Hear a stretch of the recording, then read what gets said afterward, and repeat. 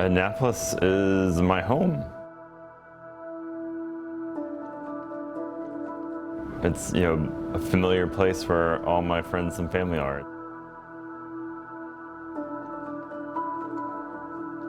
It's where I have some of my best memories.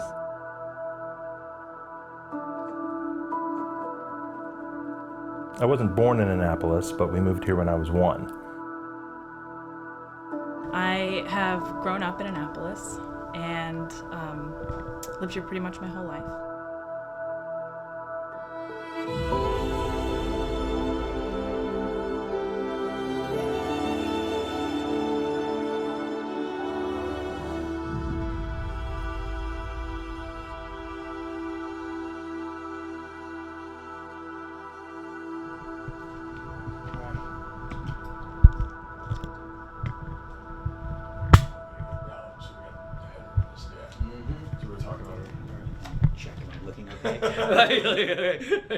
Well, I was born in upstate New York in a very small rural town. Lived there till about 6th grade. It was a small mining town. As the mines closed and had the steel crunch industry in the 80s, my father got transferred to Cleveland. Went through high school there, and right out of high school, he got a new job here, and that brought us down to Annapolis. And once we moved in this area, I knew I would probably never leave. I just absolutely, my heart took to this town.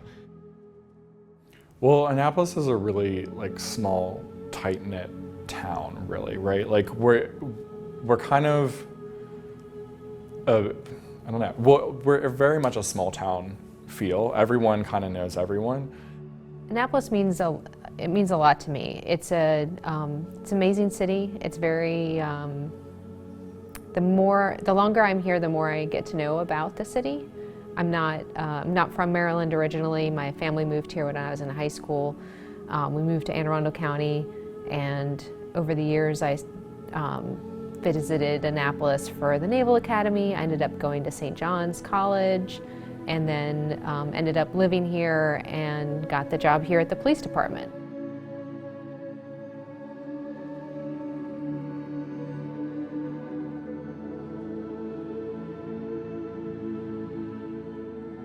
So I was originally born in Nigeria, moved here in 1999, sorry. My mother won the visa lottery in Nigeria, and we all moved here at the same time. Lived in Maryland, went to high school, middle school here, undergrad here as well, and decided to do med school in DC. That was about 4 years, and then I moved over to Pittsburgh for residency, and my family is all pretty much in Maryland, so I decided to come back here to practice. In terms of the progression of, I'll just touch big. We're talking about the history. I mean, back in the '80s, there was no place to go. There was no place to hang. My first experience was there used to be a adult bookstore on West Street. And that's where, once you were old enough to get in the door, because obviously you had to be 18, but if you look 16, you can get past. And of course they had video booths and whatnot, but that's where you then went to just be around anybody. And ironically, one night I was leaving and this gentleman caught my eye, and he kind of was asking me to follow him, but just kind of stopping and looking at me, and I went, okay. So we got in our cars, and then we proceeded to pull out. I thought he wanted me to follow him home, and I'm 16, so I'm already panic-stricken. But then he takes the first right and goes behind where there are industrial parks and parking lots and whatever. And I look around, and he's driving very slowly, and I look around, and I'm seeing that there are cars parked like this, driver side to driver side. And they're all scattered around. And then we get around, it's a full box, and then he speeds off. So I go back. Long and short of the story is I pull into one, I'm sitting there, somebody pulls up next to me, and it's somebody I know. And I'm freaked out. And they went, up! And the first thing out of Andrew's mouth was wondering how long it was going to take you to find this place. Come on, I'll introduce you to the gang.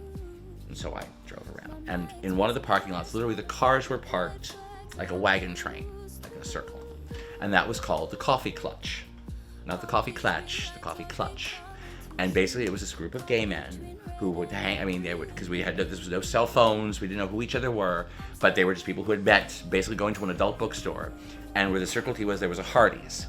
And you went and got a cup of coffee, and you joined the group. And that's how people socialized. And we'd sit there and sip coffee and talk about our days, what we were doing and whatnot. And if somebody else drove by and you fancied them, you pulled out of it, then you went parking and whatever. But that was like my first experience with any kind of gay people in Annapolis. And it was, again, people just sitting around a parking lot sipping coffee. Fast forward, that would have been 87. Fast forward to 97. 98. My grandmother died. I came home. I was directing Christmas Carol at Colonial. And this was when Tsunami first opened. And they were now having they're having a gay night. And Mickey and Eric actually were the ones saying, oh, we have to take you because Annapolis finally has a bar that has a gay night. And I'm like, oh, this will be exciting. So we went, whatever. And I think there was a DJ and then a drag queen did a number. And again, there was people, but they were a younger crowd. What was remarkable about the evening was there was a lunar eclipse that night. And so everyone was we kept checking our watches to see when the lunar eclipse was going to happen. So finally, people started to then process out to the street, and they're on the sidewalk. And they were looking over St. Anne's Church, where my mother and father were married. And if you're not familiar, but the area behind, there's a large African-American contingency that lives back around where that parking lot is, at that same neck of the woods, which when I was growing up, you never went to. So here we are standing on West Street as the lunar eclipse is happening, and I start to cry. And Mickey and Eric are looking at me going, why are you crying? And I think ironic because at the time I said, I'm having my own private Stonewall. Because I was standing on West Street with gay people, couples, who were holding hands and hugging and kissing and watching this lunar eclipse happen. And all I could think of was 10 years earlier, 15 years earlier, if this was happening, we'd all be dead. Because the group would have come around, one person could have seen us doing this, and there would have been 10 guys. And there are plenty of alleys in that area, and we'd all been just bludgeoned without thinking about it. And this was 1997, and this was happening. And I was just taken because I couldn't believe my eyes. And now, we are now 20 years after that moment, having our first gay pride parade. So my whole childhood was here, elementary school, junior high school, and long about high school time was when I was realizing who I was, and not comfortable at all talking to friends or family about it. Tough. There were a handful of what I call dead giveaways in junior high school and high school that I knew, friends that were very flamboyant, and they suffered terribly. They were put down, they were teased, bullied, and I had this going on the inside, and nobody could really see it on the outside. So I felt a little guilty that they were suffering. And I wasn't being bullied for that, and so I was very, very careful to keep that information to myself as much as possible.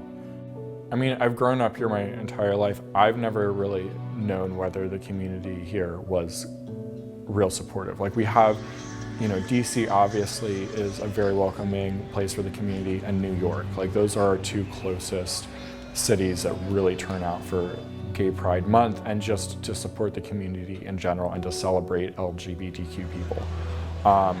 Annapolis has never had that, and I've never seen that in any kind of, businesses in the area. I've never seen it in really the culture of Annapolis. Has never really had any kind of big or publicized LGBTQ events.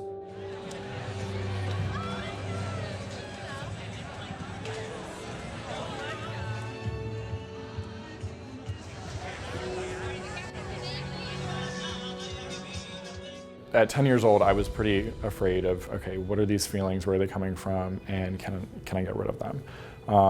I spent the next several years trying. I dated girls for a very short time, but it never really felt right to me. And by the time I was 16, I was regularly crying myself to sleep, asking God to change me. Because I didn't want this, and I wanted to be different, and I believed, because of what everyone was telling me, that it was going to, doom me to hell if I didn't change. So by the time I was 18, that's when I decided, or realized, like, hey, this is not changing no matter what. Well, in terms of being gay, you just had to hide that part. I didn't know any gay people. I didn't have any role models. There was no visibility. There were no rainbow flags. There was no places that I knew to go that were safe and welcoming. So I think I and many other people just hid that part. I mean, it was scary because, you wonder, what if someone finds out my secret? What will happen? Will I get made fun of? Will I be beat up? How will my family react to it? My friends, teachers. So I just was hopeful every day that no one would notice me. I wish that it had been less difficult for me. But I tell you, the thing that really stuck with me was talking with Jeremy and finding out about the experiences that he went through in high school and how he felt alienated and really couldn't talk to people. And I said, this is ridiculous. This is 30 years later. And he's going through the same thing in a high school in Annapolis, and that's not right.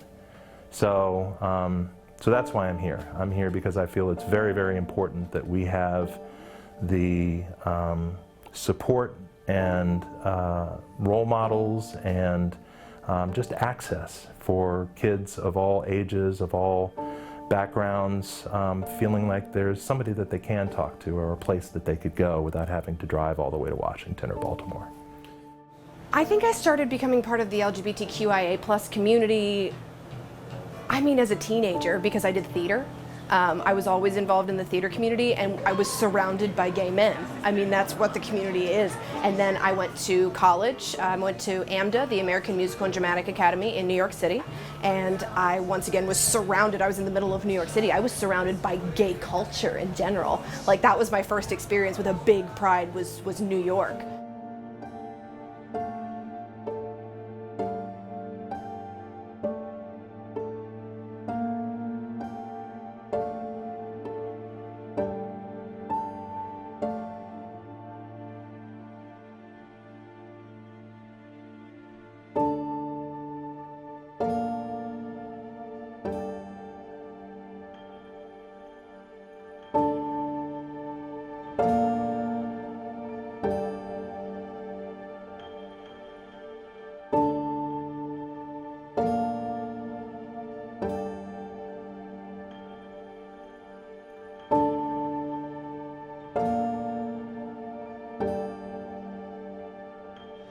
Well, the month of June is special for the LGBT people because it is the month in which the Stonewall riots, which are really the start of the LGBT civil rights movement is.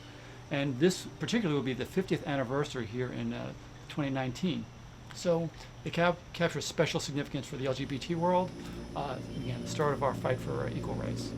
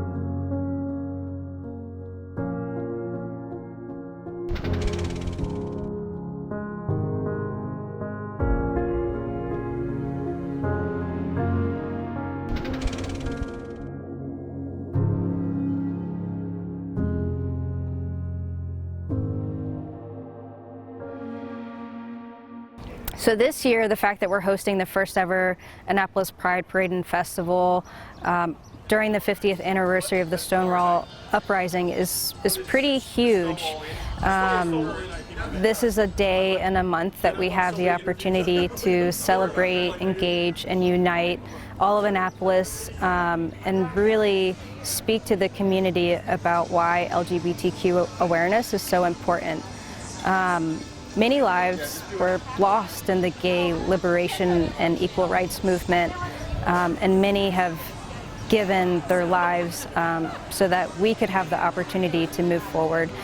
So this is a huge, huge opportunity for us, again, to just celebrate our queerness and be ourselves.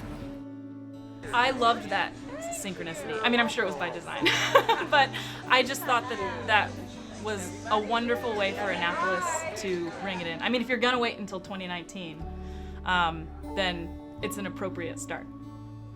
For the LGBT community, all the activities seem to be focused in Washington, D.C. or Baltimore. That's where most of the gay clubs are. That's where the most accepting environment is. Annapolis had traditionally been somewhat conservative, being the state capital. Times have changed, and people are, accepting diversity, and so even though, again, there's no per se gay club here, there is a culture here. We have families here, and we're part of the community, and it just became time now to say, yes, we're here, we're your neighbors, we're just like you. We want to be part of this community. We tended to be, I think, because Annapolis is where it is between Washington and DC, that we were kind of the suburb of those urban environments, like as an LGBT community. So many people, although we knew each other was here, like we'd sort of go like, oh, we know there are other people in the town. We tended to have our Baltimore friends and our DC friends and that sort of thing. So you actually didn't sort of get to know the locals very well. And I think what our goal was like, we know we're all here. So let's provide social unity as well, just for the community itself. So we started providing, everything from social happy hours to various reasons for us to start to get together and know each other better. And I can honestly say, since we founded this organization, I now know more LGBT Annapolitans than I have in the past 25 years of me living here. I have met in the last year. It's working, and I think that's what's happened is we now are starting to know each other as a unified community here.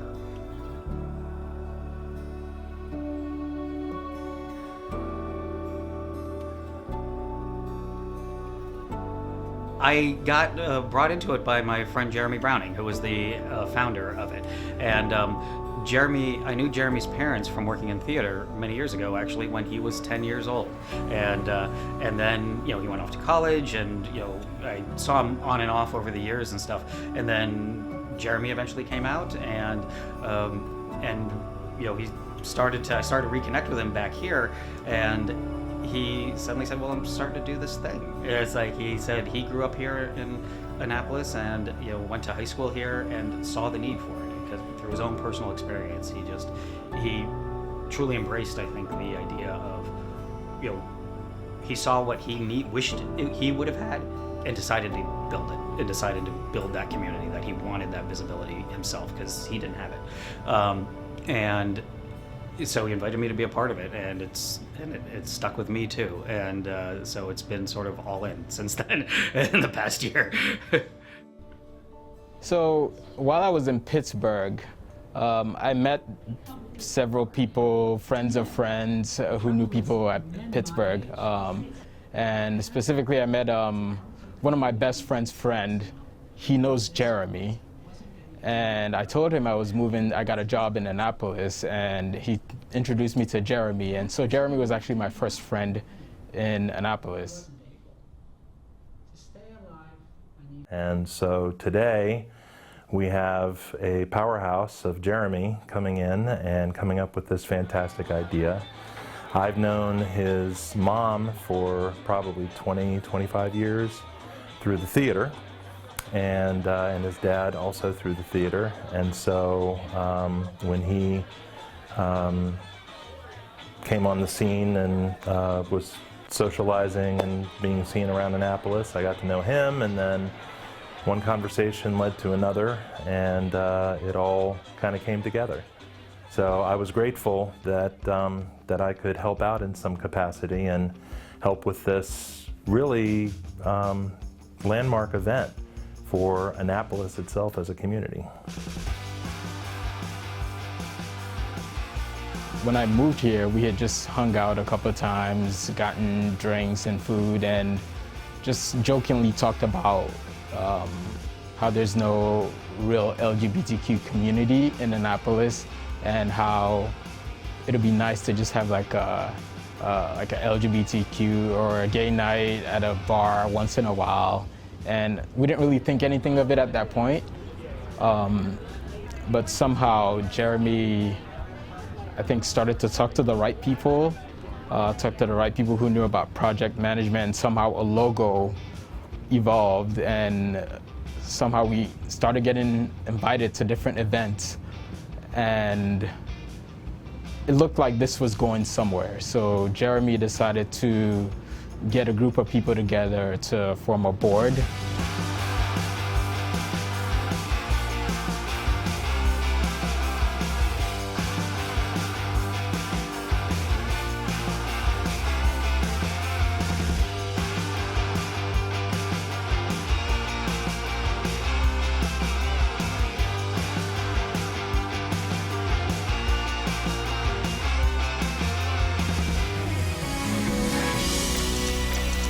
I'm Denise Koch. The Annapolis Police Department is establishing a departmental LGBTQ liaison. Sergeant Amy Miguez will serve as the department's first LGBTQ liaison. This liaison will be responsible for law enforcement engagement with the LGBTQ community and reporting of potential hate crimes. Chief Scott Baker says by establishing an LGBTQ liaison, we can better serve the community and take an extra step to ensure that everyone is treated with respect and dignity.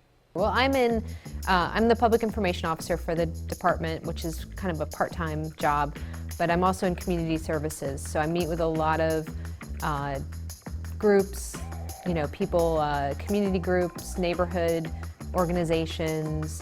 I go to a lot of schools and meet with a lot of kids. So I get to talk to a lot of different people. I also, not currently going to yoga.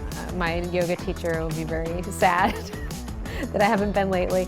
But I would go to yoga at Ridgely Retreat, and there I met Jeremy, actually, in yoga class, and I got to know him, knew he lived in Annapolis, worked in Annapolis, and then he got interested in doing things with the police department. Hi, I'm Sergeant Amy Miguez with the Annapolis Police Department, and I'm the newly appointed LGBTQ liaison. We have many programs at the police department that aim to build bridges between the police department and the community, and this is just one of those initiatives. So it all started back in summer of 2017 in St. Luke's Church in Eastport. Had a rainbow flag flying on the corner, and I thought, wow, that's the first rainbow flag I've seen in Annapolis ever. And I said, I was like, why is that? Jeremy called me out of the blue when I'd been down here maybe 3 months from New York City. And he called me and he asked me if we could do June as Pride Month. And I literally had the phone in one hand, and the mayor's office was right around the corner from my office, and I just yelled out to Gavin. I was like, hey, Gavin, can we do June as Pride Month? And I was like, of course. And then I think they just ran with it, and then and it's such a great organising group. I'm expecting big things from this parade. Hopefully we'll get representation from all over the state, and it's going to be a good time. His office responded within 2 hours. They said, absolutely, we'll definitely do that. So the mayor signed the proclamation, and it also included that they wanted to do a parade and festival in June 2019. So we had less than 12 months to kind of, bring everything together for that. I serve on the board of directors, and I help with some of the infrastructure things. I manage the website and help promote and get the word out and educate about Annapolis Pride. I'm sort of a boots on the ground person. We're often out at social events. We're working with a library. I've worked with them on getting and supporting their efforts to get LGBT criteria in some of their programs. And so we're working and reaching out with the community and working with a lot of these community organizations. We're working with the Anne Arundel Board of Health now to do some health education for the LGBT community. And so we're starting to build those bridges into the various services that the city and the state have to offer to help grow the visibility and the accessibility of these programs. And so I've been sort of on the team with I'm also on the planning committee for the actual parade. So I'll be building a float.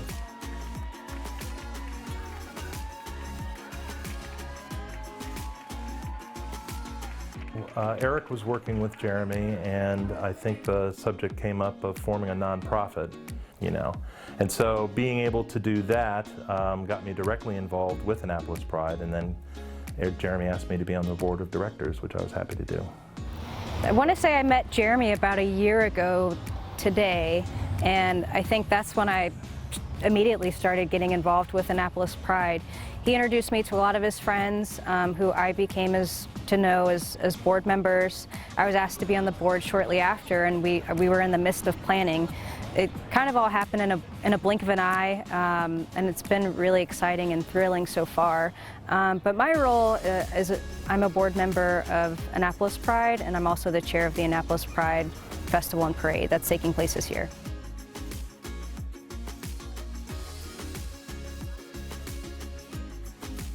We were discussing, their aspirations for Annapolis Pride, and I said, I was certainly very supportive. And they expressed that they really wanted trans inclusion. And I made the mistake of saying, I agree with you, because the biggest fault is that a lot of trans people don't show up for these events, or they don't, come out of the closets. And so they both looked at me and it's like, oh, really? I put my foot in it. And so I had nowhere to go but to accept their invitation to become a member of the board of directors. And so I did, and they decided that I was going to be the community relations director, which I'm not sure I was qualified for, but it's one of the things I'll figure out as I go along. And in that role as community relations, I'm not as much involved in the parade or the festival, but I'm in meeting with the police, the school board, and the county government to make sure that, if there are policies that need to be addressed, we have them addressed. And giving those entities, those organizations, somebody they can reach out and talk to should they have a question or should they want a better relationship. We're looking to, the overall mission of Annapolis Pride is to celebrate, engage, and unite the community and with our city. And to celebrate our history as an LGBT community and our history here in this town and throughout the nation, and to engage with local businesses. We want to actually, we want to be a part of the thriving all elements of the community. I think that we're going to see definitely a shift in attitude. Like, I've never really seen gay pride exactly celebrated or anything. Even during Gay Pride Month, I've never seen rainbow flags anywhere in Annapolis. We're super fond of our Maryland flag, which is incredible, and that's everywhere. So this year to actually see rainbow flags down West Street was incredible, honestly, to see that, and the trans pride flags as well. That meant a lot to know that, hey, like, we changed out our flags for a month, because that Maryland flag is everywhere. Well, I still have to overcome a lot of insecurities and self-doubts.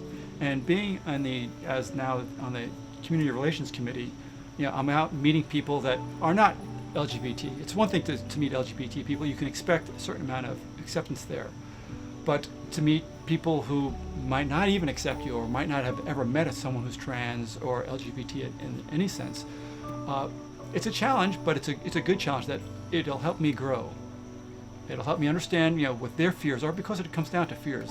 So people will fear if you're different, and it'll help me understand their fears, and also to be able to confront those fears. It's like, no, I'm really not a threat. I want to live my life just like you want to live yours.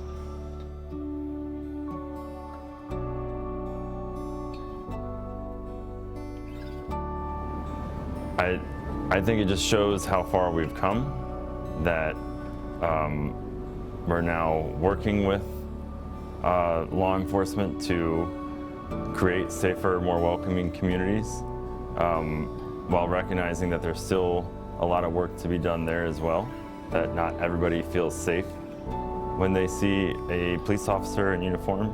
But I believe if we bring everybody to the table and we have these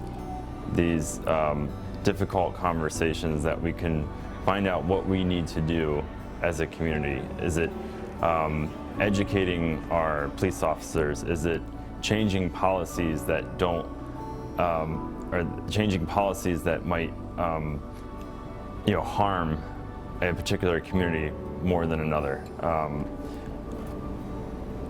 So I think it's really important that we keep those lines of communication open and keep improving, so that everybody is safe. When Annapolis announced last year they made the declaration that they would recognize Pride Month, I wasn't surprised. I was also kind of thinking, it's amazing it hasn't been done before. So when I was 12, I wanted to go to a pride parade because I had never been to one before. So I wanted to go do a DC pride, but my mom didn't want me to. So she put on Facebook, it's like, hey, anyone want to go to Annapolis with us? We're going to walk around and pass out stickers that she bought with her own money and pass out little flags. And then someone that works for the mayor was like, hey, the mayor would want to do this with you, like walk with you guys. And then it became like an unofficial event, I guess, and a lot of people joined. It was pretty cool. I thought that was amazing because then it kind of gets the word out about pride and how, even though in a place where it wasn't there before technically, where it spread and everyone can be who they are. And it made me very happy. So when the young lady decided that she was going to march up Main Street and hand out rainbow flags last summer, I worked with the mayor's office and they all said, that sounds great, can we come with you? And it happened. And then it really took a little while to sink in that this was the first time that had happened. And so now I've been involved in the promotion of the parade and helping to get the word out about the events that are coming up. So when the flags went up last week or the week before, and I could see them coming up West Street, I thought that was pretty cool. And not just the LGBT flags, but the trans flags too. So it was a really nice touch.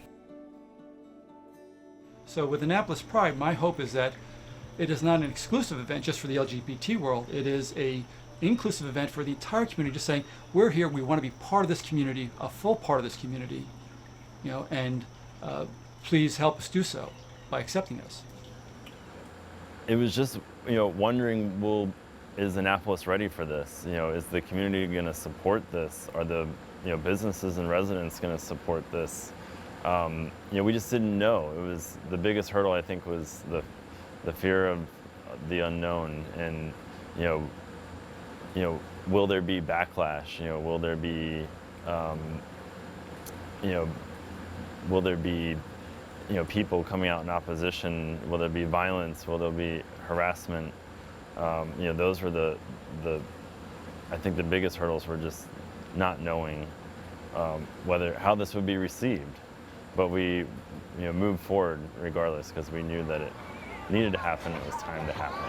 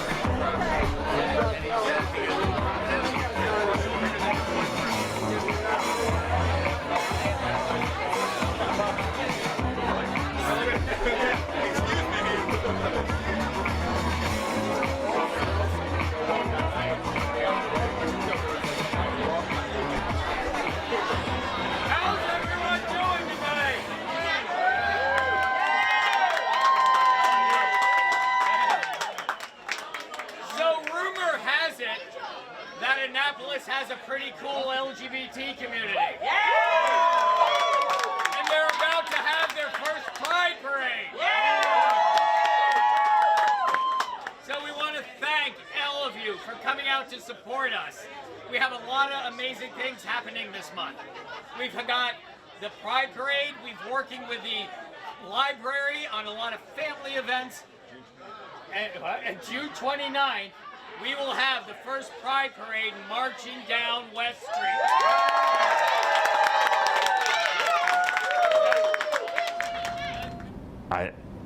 I think I'll probably be. I'm not sure that it'll set in until. I don't know. It's gonna be a really special day, and I know it's gonna be a really special day for a lot of people. And I hope it's the start of. It's sort of like our debut in Annapolis. Saying, hey, we're celebrating. The LGBTQ community. Come out and celebrate with us. It's a day of love and community and family and friends, and I just hope that that everybody feels welcome and safe there. The first ever Pride Parade and Festival in Maryland's state capitol is this Saturday. The parade will start at Amos Garrett Boulevard and West Street, and then will finish at Calvert and West Streets. The festival, part of the day, will begin with the parade at noon along West Street between Calvert Street and Church Circle. On June 29th, something amazing is going to happen for the first time in Annapolis, Maryland. I'm a born and bred Annapolitan, and I am so very excited. We are so excited. I'm so excited for our first Pride Parade and Festival. The mayor's office and the town and the business communities are all coming together. Your friends, your family, we want you and everyone to come out and celebrate diversity. We can't be a great city until we are a great city for all of our citizens. And this parade is welcoming to everyone. If you've never been to a Pride Parade before, this is the place to start. Be part of history here in Annapolis. Things are going to kick off at noon. It's going to be taking place right here on West Street. On West Street, the home of the Annapolis Arts District. There's going to be food, there's going to be music. It's going to be amazingly fun. It's an event for all Annapolitans to come out and be who they are and to feel safe being who they are.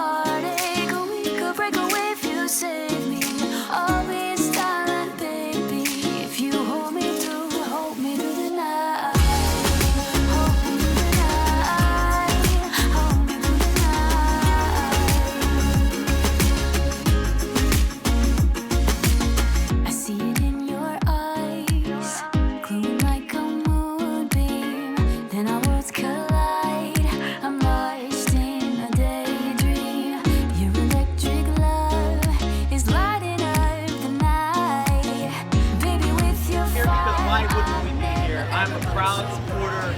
As being a straight cis male, I'm proud to support Pride and Annapolis Pride. And just to be able to stand next to all of this. And I am here because I witnessed Annapolis' first Pride. It absolutely is amazing. I never ever thought I'd live to see it. When I was a kid, there was nothing gay other than me. But it was amazing when I found out that we're having it. I was so excited, and I'm so proud to see all the people that are out here, gay, straight, bisexual, doesn't matter. They're all out here just having a good time. Prideful as hell, honey. Amazing. Prideful. Thank you so much. About time. These girls Woo, woo, woo. We have exceeded expectations today. Freaking awesome. The turnout here and support from Annapolis has been absolutely incredible. I've grown up in Annapolis my whole life, and to just see the support is unreal. I think it's a long time coming, and there better be more. Super exciting. I mean, this is the fact that this is the first time you can't tell that it's the first time. So many people out here. It's awesome. Super excited. It's where I live, and I live off West Street, so I got to walk out to the parade in my wedges. Baby steps. I'm very glad it's finally here, and I think drag has always been kind of in your face and somewhat political always. So I'm glad I could be a face. When we first thought about this, I was expecting that we'd get a couple hundred people, maybe about a quarter of what we had today. The fact that these streets were lined all the way from the start to the end of the parade was beyond belief. And the fact that the energy, particularly right in front of the Graduate Hotel, was so intense, it just took me by surprise that everybody, not just the LGBT people from town, but everybody came out to celebrate. It was a party for everybody. To be here on the 50th anniversary and see booths here where not only are they celebrating, big corporate America is celebrating being gay, but they're actually hiring gays and putting up signs saying, please join our company. That's a huge progress. It took enough time, but so I'm like, it's amazing. I'm so happy that we finally have Pride here in the state capital. Like, people forget that.